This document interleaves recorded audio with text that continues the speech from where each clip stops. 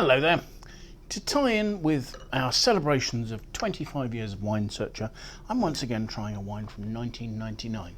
So this is a wine from Frankland Estate in Western Australia, and this is the 1999 Olmo's Reward. Quite a curious name, but we'll come to that. The Frankland River region is the largest of the 5 great southern regions of Australia, with nearly 1,900 hectares of vines.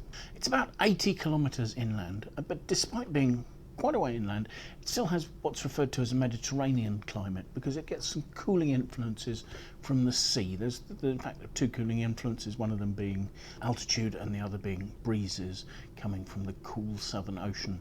The estate was planted in 1988 by Judi Cullam and Barrie Smith, a husband and wife team who had spent some time working in Bordeaux and came back and decided to diversify their farming interests. They had a sheep farm here, and they planted a 37-hectare vineyard that came to be known as Isolation Ridge.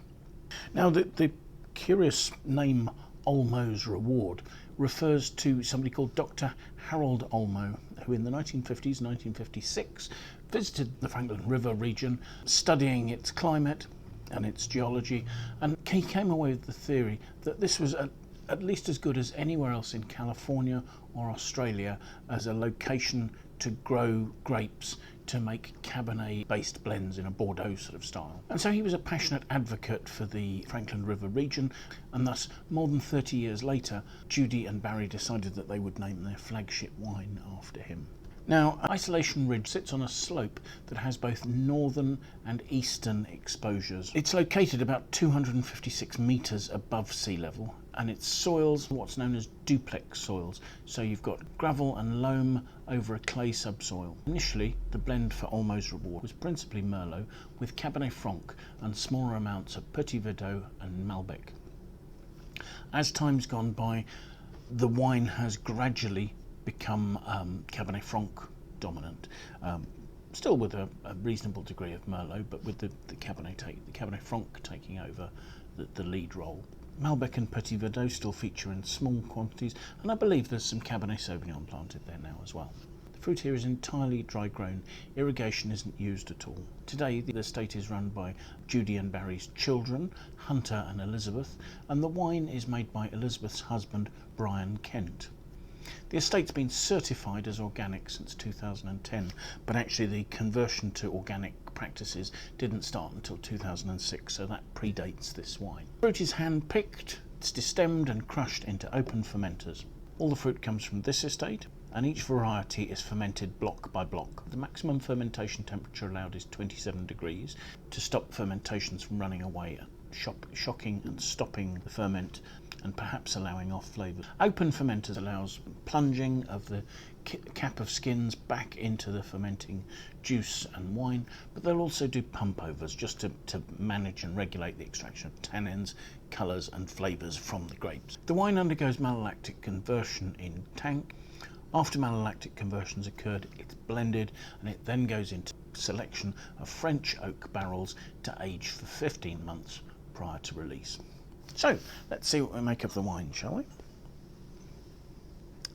The wine has quite a good intensity. It's deep, it's dark, it's almost a sort of a blackish red at the core.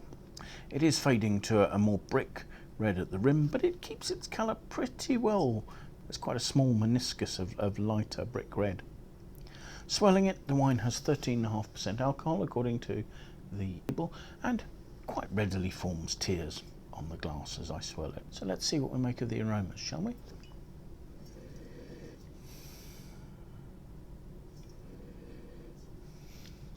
The aromas are intensely tertiary.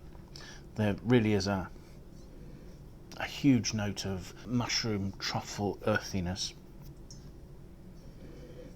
That's overlaying a little bit of red plummy fruit, which really is quite to the back, and plentiful cedar as well. So there's plenty of different aromas there. Let's have a taste and see what we make of it.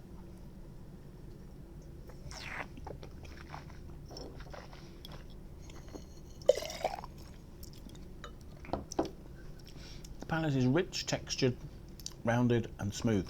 You have very fine tannins that go on to become sort of relatively chocolatey on the mid palate, what red fruit there is, and there's not a huge amount. It has a sort of a stewed character, stewed red plum, a little bit of rhubarb perhaps.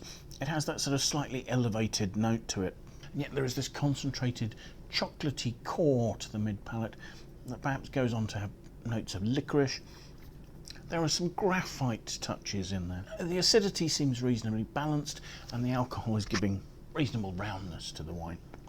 It's noticeable that the fruit is, although it has quite good intensity, isn't to the fore here.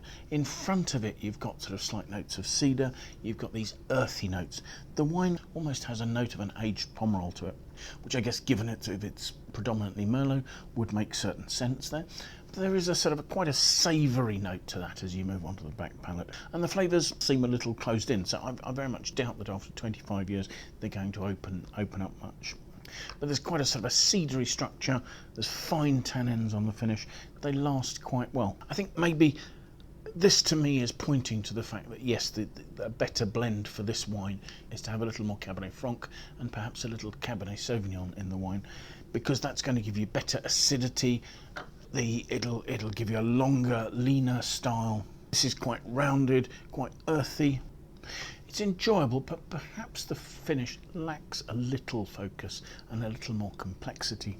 I think the wine's doing very well to still be drinkable now, even in this quite sort of savoury state that it's in.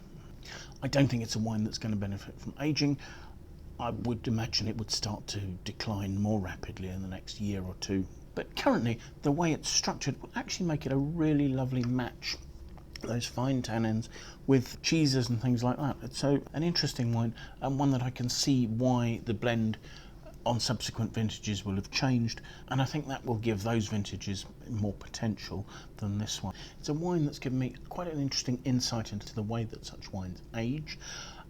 One of the other wines of this set that I've tried, the Providence, a wine from Matacana, had lower alcohol, fresher acidity, and I think it actually developed slightly better than this. So yes, thank you very much for joining us. I hope you found the tasting of interest. If you've enjoyed it, do please press the like button.